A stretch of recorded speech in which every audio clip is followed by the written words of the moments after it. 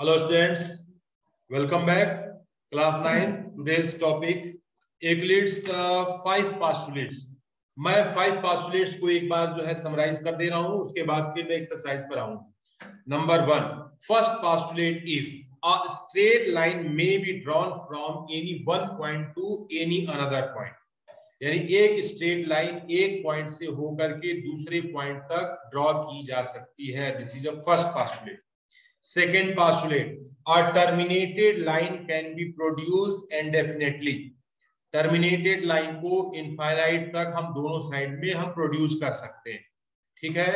Number 3, third है, a circle can be drawn with any center, any radius. हम जो है कोई भी रेडियस का, कोई भी सेंटर का हम जो है सर्कल ड्रा कर सकते हैं. किसी भी सेंटर पर किसी भी रेडियस का सर्कल ड्रा किया जा सकता है. फोर्थ पोस्टुलेट है, all right angle are equal to one another. जितने भी राइट एंगल होंगे उनका मेजरमेंट हमेशा कितना होगा? 90 डिग्री का होगा, क्योंकि हम जानते हैं according to definition right angle triangle measurement is 90 degree. And fifth postulate, ध्यान सुनिएगा बच्चों, फिफ्थ पोस्टुलेट्स के स्टेटमेंट्स को आपको जरूरी नहीं है कि बुक का स्टेटमेंट लिखे, आपको समझना चाहिए. ध्यान रखिएगा. If a line if a transversal line passing through a two line then form a interior angle. Sum of interior angle is less than 180 degree if we produce that side the line are intersect each other.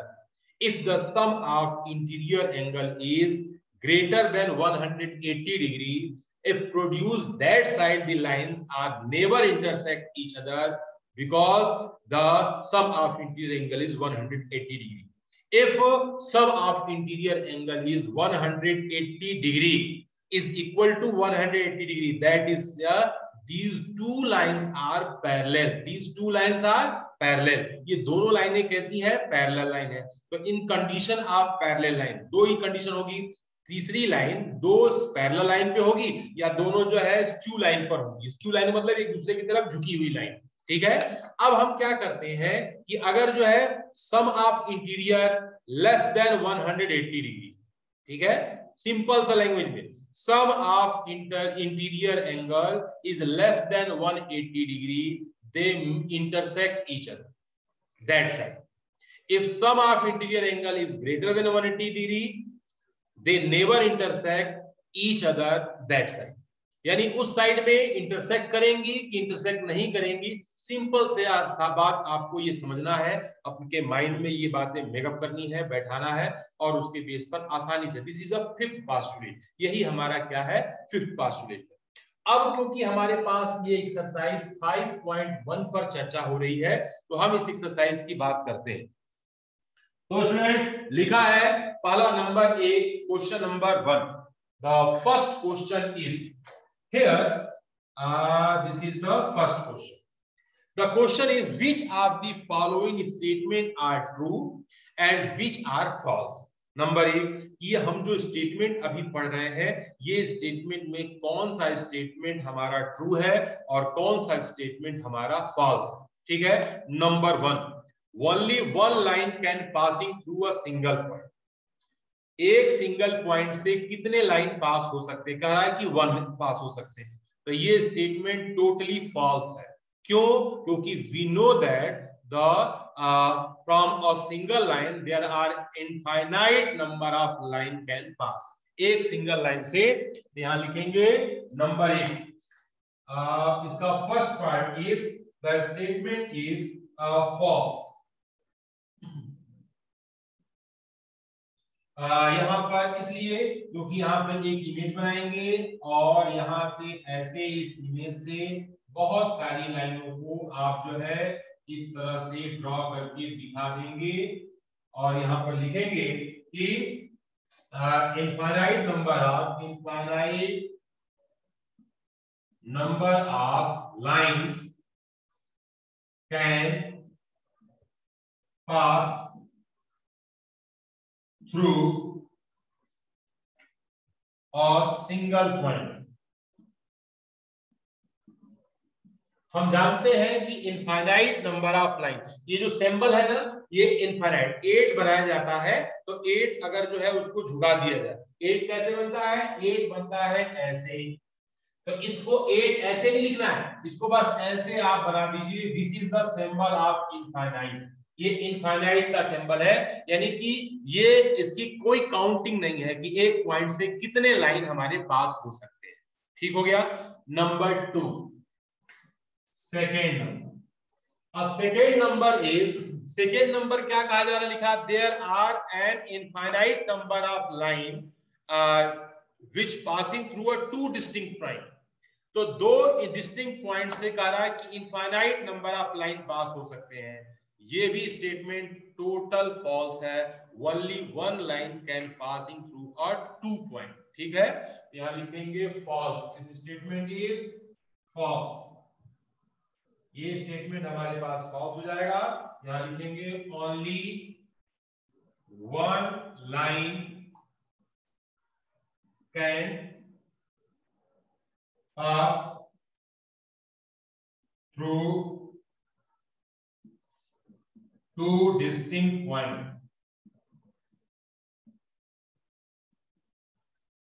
तो यहां पर दो point बनाएंगे, यहां पर ये जो है हमारे दो डिस्टिंक्ट पॉइंट है, पॉइंट ए पॉइंट बी, और यहां से आप जो है इसको दिखाइए कि केवल जो है इन दोनों पॉइंट से होकर के एक ही लाइन जो है हमारी क्या हो सकती है, पास हो सकती है। एक क्वेरी आ रही है मास्टर अंश यादव, अंश Yadav ask your question. Hello sir. हाँ बेटा बोलिए। सर जो फर्स्ट क्वेश्चन का इनफिनाइट लाइन ऑफ द लिखे इनफिनाइट नंबर ऑफ लाइन, हाँ हाँ उसके नीचे क्या लिखा है सर, एक बार हाँ, कैन पास थ्रू, एक मिनट, हाँ a single point. Thank you sir. हाँ मैंने इनफाइनाइट नंबर जो है हमारे जो है पास हो सकते हैं। आप Bhavesh ask your question. Sir second वाले का सर स्टेटमेंट पढ़ देंगे सर, बहुत दिख रहा है ओनली द, क्या लिखा sir? I can't understand your voice बेटा, स्पीक क्लियरली। सर हाँ बोलिए। सर जो सर सेकंड वाले का स्टेटमेंट था आपने, इधर वो पढ़ देंगे? मैं एक बार पढ़ दे रहा हूं, शायद आप जो लिखा हुआ उसके बारे में पूछ रहे हैं। सिंगल पॉइंट से infinite number of lines can pass through a single point, ठीक है। और दूसरा स्टेटमेंट 2 पॉइंट से, ये भी स्टेटमेंट हमारा फॉल्स है, only one line can pass through two distinct point, ठीक है। अब हमारे पास जो थर्ड स्टेटमेंट है, स्टेटमेंट नंबर थर्ड,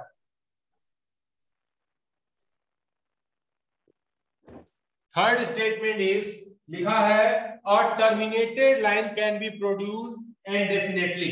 तो हम जो है टर्मिनेटेड लाइन, जिस लाइन को हम आगे बढ़ा सकते हैं ऐसी लाइन को क्या कर सकते हैं, टर्मिनेटेड लाइन। तो टर्मिनेटेड लाइन वाकई में आगे प्रोड्यूस हो सकती है, ये स्टेटमेंट हमारा जो है ट्रू है। यहां पर आप इसको फिर से ऐसे एक एंगल बना लेंगे, और ये जो है हमारे पास पॉइंट है, ये पॉइंट हमारा बी है, और इसको जो है आप दिखाएंगे इनफाइनाइट, इसको भी आप दिखाएंगे ऐसे माइनस इनफाइनाइट, यानी कि ये जो है इनफाइनाइट तक हमारी ये लाइन जो है प्रोड्यूस हो सकती है। इसके बाद फिर बोला गया है, नेक्स्ट क्वेश्चन है कि if two circle are equal, if two circles are equal then their radii are equal. तो ये भी स्टेटमेंट हमारे पास क्या है, ट्रू है।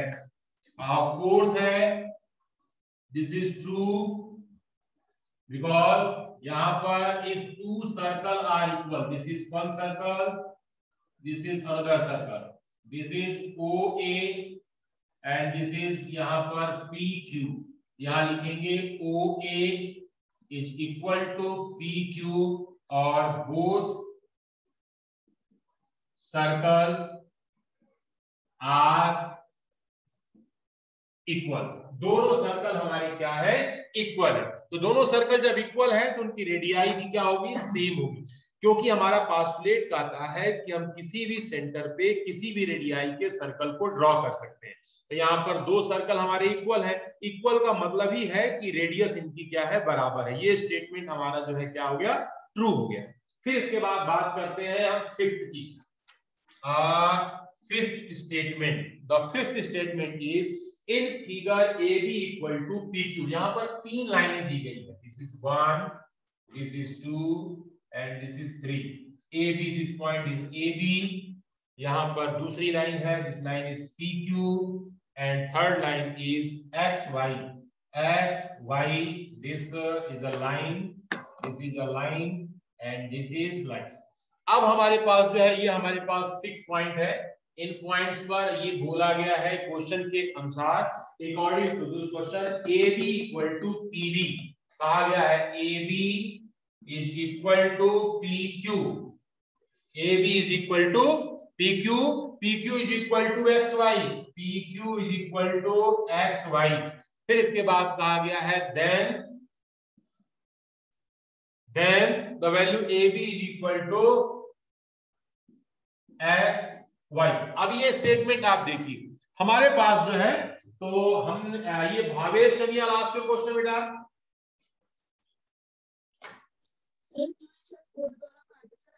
यस भावेश।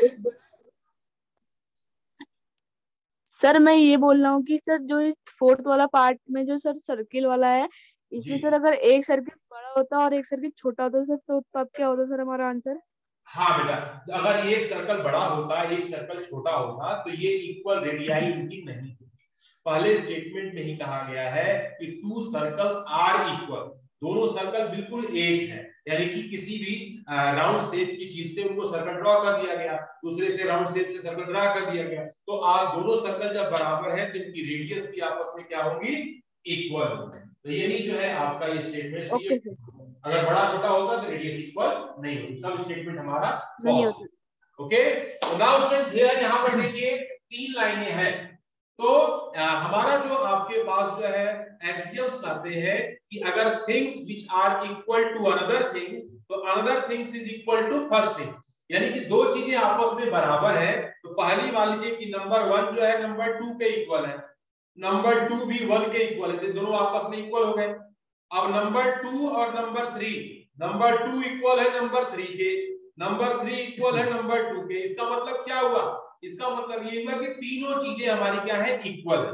यहां भी देखिए कहा है कि ये पहली लाइन दूसरी लाइन के इक्वल, ठीक है, ये दूसरी लाइन तीसरी लाइन के इक्वल है, यानी तीनों लाइनें क्या हो गई, बराबर हो गई। तो हम आसानी से कह सकते हैं कि पहली लाइन और ये थर्ड लाइन आपस में क्या होंगी, इक्वल होंगी। तो दिस स्टेटमेंट इज ट्रू, ये स्टेटमेंट भी हमारा क्या हो गया, ट्रू हो गया। दिस स्टेटमेंट इज ट्रू, तो ये स्टेटमेंट हमारा ट्रू हो गया। 5 ही पोर्शन थे, हमने जो इसमें 6 बना दिए, तो इसको यहां तक किसी कोई प्रॉब्लम तो नहीं है। अब हम बात करते हैं थोड़े से अपने इस क्वेश्चंस की संख्या को आगे बढ़ाते हुए, अगला हमारा नेक्स्ट क्वेश्चन है। तो यहां पर हम इसको भी आप साथ साथ आप अपनी कॉपी पर नोट करते रहे। अथर अग्रवाल का क्वेरी आ रहा है, बोलिए बेटा। सर एक बार सर फोर्थ पार्ट बता दीजिए।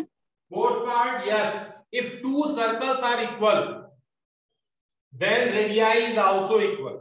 ये स्टेटमेंट है, बिल्कुल सही स्टेटमेंट है, ये स्टेटमेंट ट्रू है, क्योंकि अगर सर्कल इक्वल होंगे तो रेडियस भी इक्वल होगा। हम जानते हैं कि पास्टुलेट हमारा कहता है कि फ्रॉम एनी रेडियस और any centre we can draw a circle, हम सर्कल ड्रॉ कर सकते हैं। तो यहाँ इक्वल सर्कल ड्रॉ हुआ है, इनका रेडियस भी क्या होगा, इक्वल होगा। This statement is true. Okay, yes sir. okay, now students the next question is give a definition for each of the following terms। कुछ टर्म्स के डिफिनिशंस हैं, मैं बोल भी देता हूं और इनको मैं लिखवा भी देता हूं, आप इसको नोट कर लेंगे ताकि जो है कभी एग्जामिनेशन में ऐसे आ गया क्वेश्चन तो आपको प्रॉब्लम नहीं होगी। तो नंबर 1 बोला गया है पैरेलल लाइन। चलिए स्टूडेंट स्टार्ट करते हैं। फर्स्ट है पैरेलल लाइन, और मैं समझा भी दूंगा इनको। पैरेलल लाइन क्या होता है, पैरेलल लाइंस, पैरेलल लाइन होता है कि ऐसी लाइन, पहले तो आपको मैं एग्जांपल देता हूं, जैसे होता है ट्रेन की जो पटरी होती है वे पैरेलल लाइन का एग्जांपल है। दे नेवर इंटरसेक्ट ईच अदर, यानी जिन दो लाइनों के बीच में distance between two lines always be same, the line is called a parallel. ठीक है बेटा, तो मैं इसको थोड़ा लिखवा देता हूं कि two straight line here, two straight line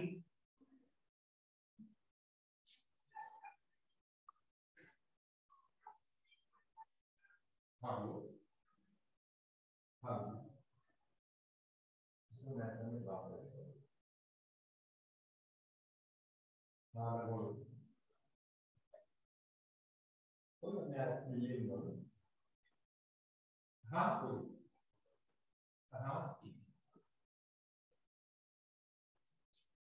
तो स्टूडेंट्स यहां पर a straight line which have no point in common are said to be a parallel line. Parallel lines, ऐसी स्ट्रेट लाइन। अब देखिए कॉमन लाइन पॉइंट कहां होते हैं, पहले तो आपको ये समझना होगा। दो लाइनें, फिर से समझिएगा, ध्यान सुनो बच्चों। Two straight line which have no point in common are said to be a parallel line. दो लाइनें जिनके पॉइंट्स आपस में कोई भी पॉइंट कॉमन नहीं होता, लाइन बोला गया है, इसका मतलब कि they are terminated both side, वे आगे पीछे दोनों साइड बढ़ाई जा सकती हैं, वे कभी भी बढ़ा दी जाए, वे कभी आपस में नहीं मिलेंगी, उनका कोई भी पॉइंट जो है क्या होगा, कॉमन नहीं होगा। तो जो है ऐसे को क्या बोला जाता है, ऐसे लाइन को बोलते हैं पैरेलल लाइन। ये लाइन क्या कहलाएगी, पैरेलल। इसके बाद फिर जो है हमारे पास नेक्स्ट है, अगला हमारे पास जो है नेक्स्ट डिफिनीशन है। The next definition is a perpendicular line. Perpendicular lines. Perpendicular lines का मतलब होता है the angle between two lines. The angle between two lines is 90 degree. They are called perpendicular line. लिखेंगे यहां पर, if the angle between two lines is 90 degree are called perpendicular line.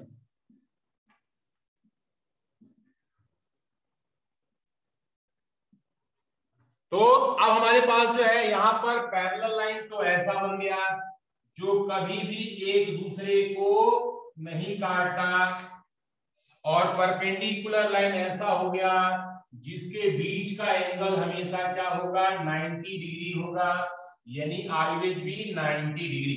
ऐसे figure ही बना लेंगे। और इसके बाद बेटा जो है, यानी दो लाइंस के बीच में जहां भी 90 डिग्री का एंगल बन गया तो आप समझिए कि they are perpendicular line.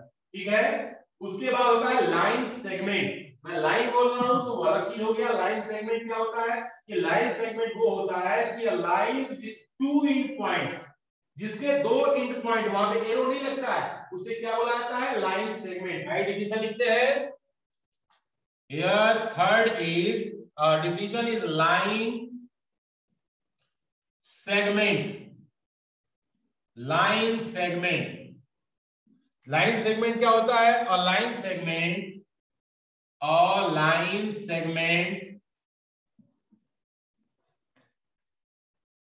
with two ends in point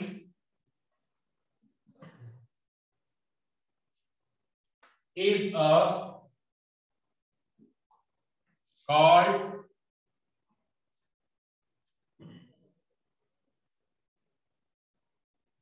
line segment.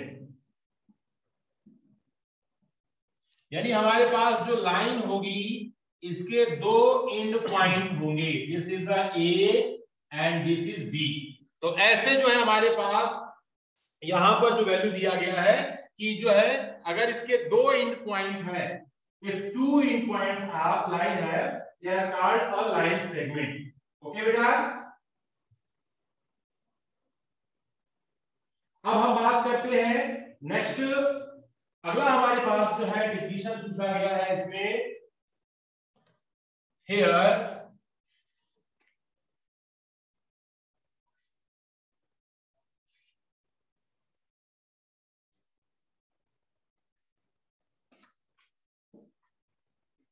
और next is radius of circle, radius of a circle. ये रेडियस ऑफ सर्कल क्या होता है इसको भी थोड़ा सा आप समझें। Radius of circle, the line segment with one and point at the centre, ऐसा लाइन सेगमेंट जिसका जो है एक and point on the centre and another and point is any on the circle, यानी एक सेंटर पे हो और एक सर्कल पे एंड पॉइंट हो, तो उस लाइन सेगमेंट को क्या बोलते हैं? उस लाइन सेगमेंट को हम जो है रेडियस बोलते हैं। तो आइए हम उसको भी डिफिनेशन के रूप में लिखते हैं। तो नेक्स्ट इज हियर और the line segment with one end point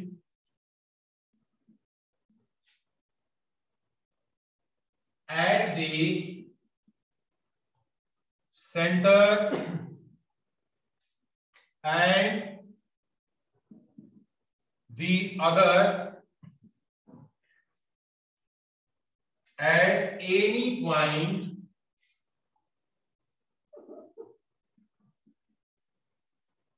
on the circle. ये हमारे पास जो है ये एक सर्कल है, तो एक एंड पॉइंट हमारा इस सेंटर पर हो और एक एंड पॉइंट इसके सर्कमफ्रेंस पर हो, तो OA is equal to radius. यही हमारा क्या है? रेडियस। तो रेडियस को हमें पहचानने भी आना चाहिए कि ये रेडियस होता क्या है।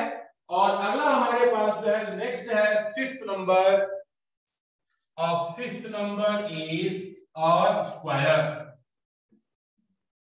ये स्क्वायर क्या चीज होता है? और quadrilateral which have equal number equal side length. Yes, one query आ रही है मास्टर अंश यादव, आस्क योर क्वेश्चन बेटा।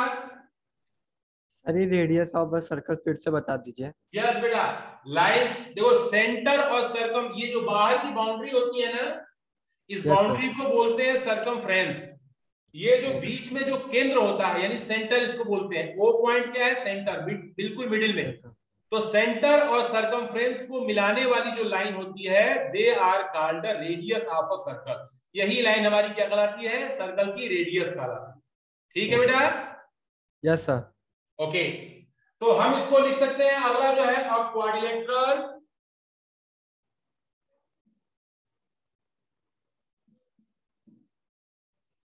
quadrilateral with all sides equal and all angles right angle। यानी हमारे पास स्क्वायर में सभी साइड्स आपस में क्या होंगी? बराबर होंगी।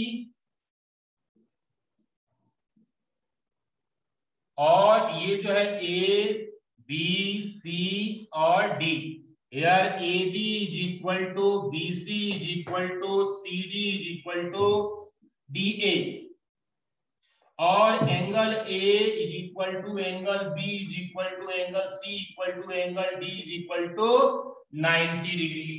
तो सभी एंगल हमारे जो है 90 डिग्री के हो गए और सभी साइड्स हमारी क्या होंगी?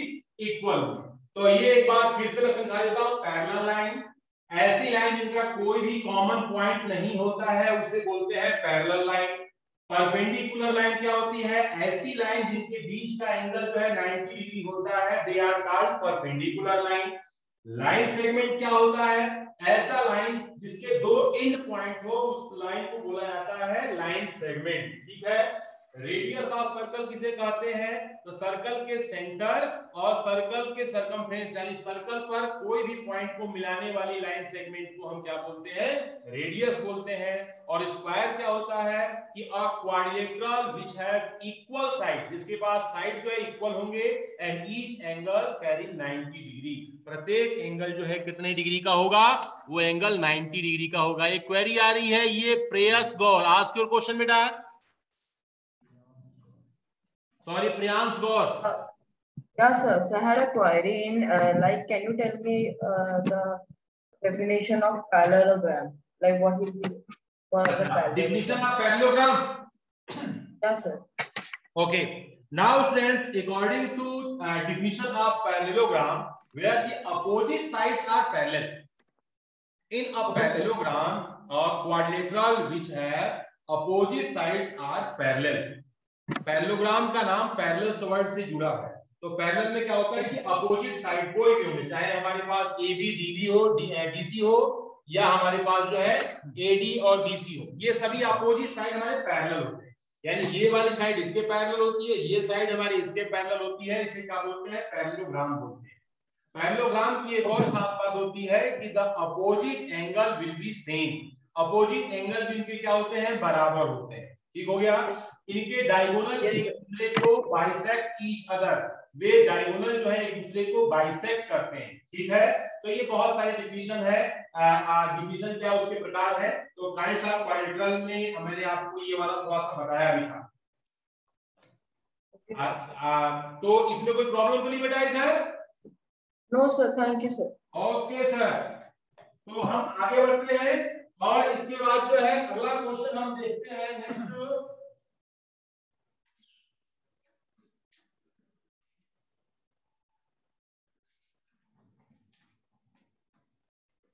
the next question is question number 3, a third question. Consider two postulates given below. दो postulates आपके सामने दिए गए हैं। मैं क्वेश्चन को मैं अच्छे से पढ़ रहा हूं, उसको सुनेंगे। Given any two distinct point A and B, दो distinct point आपके A और B given है। There exists a third point C which is in between A and B.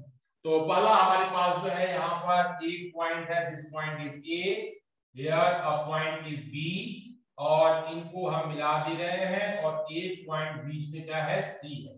ये फर्स्ट पार्ट में कहा जाता है। सेकेंड में कहा गया है कि there exist at least 3 point that are not on same line. 3 points हैं जो कि आपस में कभी भी सेम नहीं है, non collinear. The second thing is this point A, this point, this point is A, this point is B, this point is C. A, B and C like this. तो स्टूडेंट्स ये हमारे पास जो है question में दिया गया है। फिर कहा है do these postulates contain any undefined term। तो ये जो है अनडिफाइंड कोई टर्म है, तो यहाँ पर बिल्कुल यहाँ पर फर्स्ट स्टेटमेंट में क्या कहा गया है? C, point C is in between A and B. Point C lie between A and B. Okay, and but that means to say A, C, B, all 3 points are collinear, एक line में है, they are in line. Okay बेटा, तो ये तो पहले statement हो गया कि अगर कोई पॉइंट दो के बीच में है बिल्कुल, तो इसका मतलब क्या है? they are collinear. And अगर हमारे पास यहाँ पर 3 point they are not in equal line, they are not collinear. If A, B, C all 3 are points are not collinear, अब दोनों में कोई हमारे पास ये क्वेश्चन के अनुसार बोला गया है कि do these postulates contain any undefined term, तो लिखेंगे yes, इनमें है डिफाइंड। ये हमारे पास जो है पहला दिया गया है। उसके बाद से साथ में बोला गया है कि ये हमारे पास जो है इन क्वेश्चंस को हम जो है थोड़ा एक चीज बता दें, बोला है कि आर दीज पोस्टुलेट कंसिस्टेंट तो लिखेंगे ये कंसिस्टेंट। देखिए क्या होता है, एक ही चीज को, एक डिफिनीशन को अगर जो है दोनों पास्टुलेट सेटिस्फाई करते तो उन्हें हम कंसिस्टेंट बोलते हैं। ठीक है, तो हम जो है यहाँ पर देख रहे हैं कि 3 पॉइंट्स जो है हमारे नॉन कोलिनियर है और एक जगह हमारे 3 पॉइंट्स क्या है, कोलिनियर है। तो ये क्या हम कह सकते हैं कि दे आर कंसिस्टेंट? तो यहाँ लिखेंगे no, they are not consistent. ये हमारे जो है कंसिस्टेंट नहीं है। फिर इसके बाद कह रहा है कि do they follow from Euclid postulate, यहां लिखेंगे नो, नॉट फॉलो। ये हमारा जो है फॉलो नहीं कर रहा है, तो इसको हमें एक्सप्लेन करना। ध्यान सुनिएगा बेटा, हमारे जो 5 पास्टुलेट है, पांचों पास्टुलेट में से यहां पर किसी भी स्टेटमेंट को ये फॉलो नहीं किया गया है। पांचों पास्टुलेट्स में हमें कहीं नहीं बोला गया है यहाँ पर कोलिनियर और नॉन कोलिनियर। ठीक है, पहला पॉइंट कैसा है, collinear. A B C are in line, A comma B comma C are in line, और यहां पर A comma B comma C are not in line. ये हमारा पूरा लाइन में है और एक हमारा स्टेटमेंट क्या है, लाइन में नहीं है। तो यहाँ पर ये हम कहेंगे कि क्या इसमें, यहाँ पर लिखेंगे कि first not second. First statement और सेकेंड स्टेटमेंट हमारा जो है कोई सिमिलरिटी नहीं है। फिर उसके बाद ये जो है ये कंसिस्टेंट नहीं है। और अगला जो है कि ये जो है हमारा जो है यूक्लिड के पास्टुलेट को फॉलो नहीं करता है, यूक्लिड के पास्टुलेट को फॉलो नहीं करता है। ये हमारे पास जो है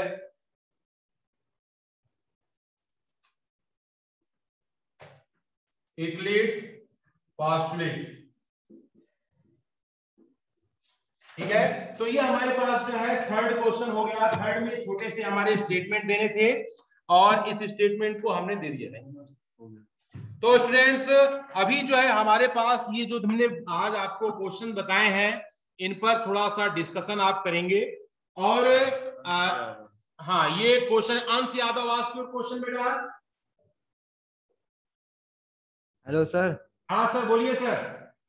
सर ये तो थर्ड का फर्स्ट और सेकंड फिर से बता दिए, नहीं समझ में आया। बिल्कुल बेटा, यहाँ पहला स्टेटमेंट बोला है गिव एनी 2 डिस्टिंक्ट पॉइंट।